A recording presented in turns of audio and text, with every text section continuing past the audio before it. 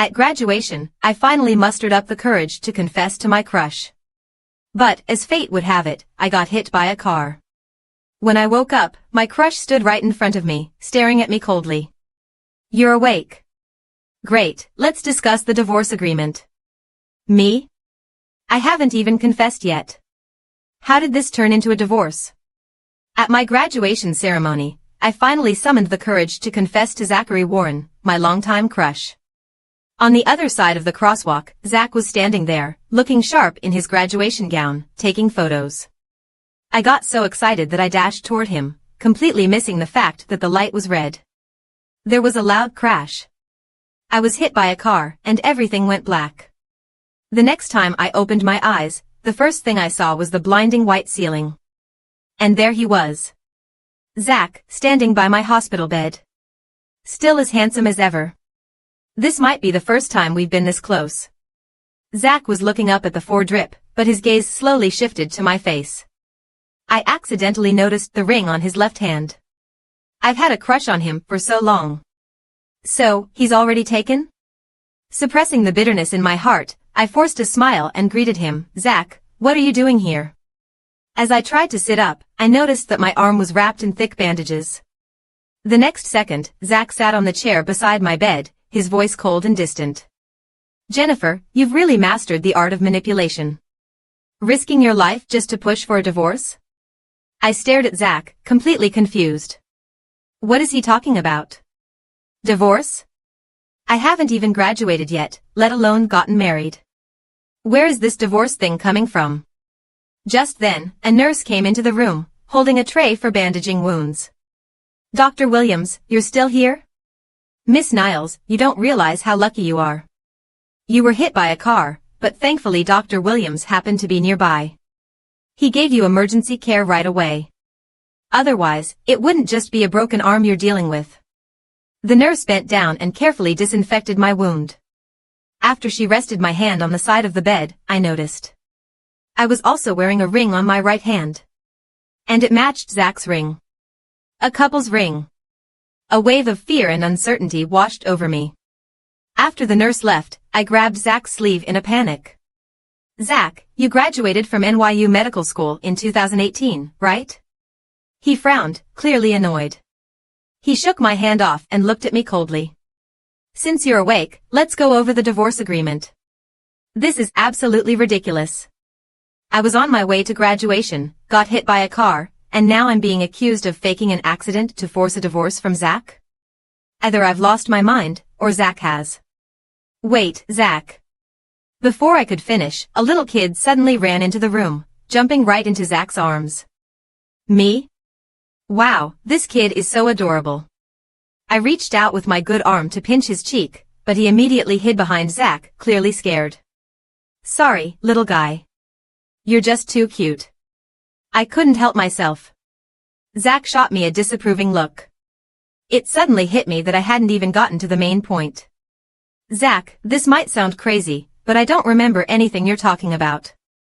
All I recall is being on my way to the graduation ceremony." Before I could finish, Zach cut me off impatiently. "So, you're telling me you've lost your memory? Amnesia?" "Yes, that must be it. Amnesia is the only explanation for why I don't remember any of this." I nodded sincerely. Zach's icy expression didn't soften. He pulled a document from his bag and tossed it onto my lap. "This is the divorce agreement. The terms are exactly as you requested. If you have no objections, just sign it." I opened my mouth to respond, but no words came out. The little boy in Zach's arms looked sad, his lips trembling. "Zach, shouldn't we avoid discussing such topics in front of a child? It's not good for his emotional well-being." "How considerate of you, Jennifer," Zach sneered. "That's our child. And yet, when you were having dinner with another man, did you ever think about how that might affect his emotional well-being?" I hadn't even processed his first sentence when the second one hit me like a ton of bricks. I stared at the little boy in disbelief. "So, I didn't just get married, I have a child too?" But the little guy paid no attention to me. He buried his face in Zach's neck, refusing to even look my way. Too much information. My brain couldn't handle it. I was officially out of commission. It took me a whole day to wrap my head around everything. It seems I really did lose my memory. I'm still me, and Zach is still Zach.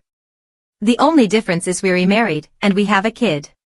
But that divorce agreement sitting on the bed speaks volumes. There's clearly a problem with our marriage. The problem is, did I cheat?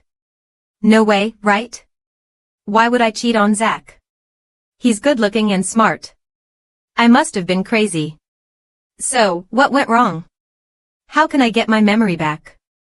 I scratched my head, completely frustrated. Mommy. A tiny voice came from the door. I looked up to see a small face peeking through the slightly open door. Daddy said you need to disinfect your hand. Here's the iodine.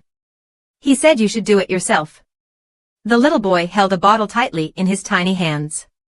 I gestured for him to come closer. Mommy's hand hurts. Can you bring it over for me? The boy hesitated for a moment but eventually nodded and shuffled over to the bed, placing the iodine on the bedside table. I pulled him onto my lap and studied his features. His eyes were big and round like mine, his nose straight like Zach's, and his face, a perfect combination of both of us. This was our son. I couldn't resist hugging him tight and planting a big kiss on his cheek.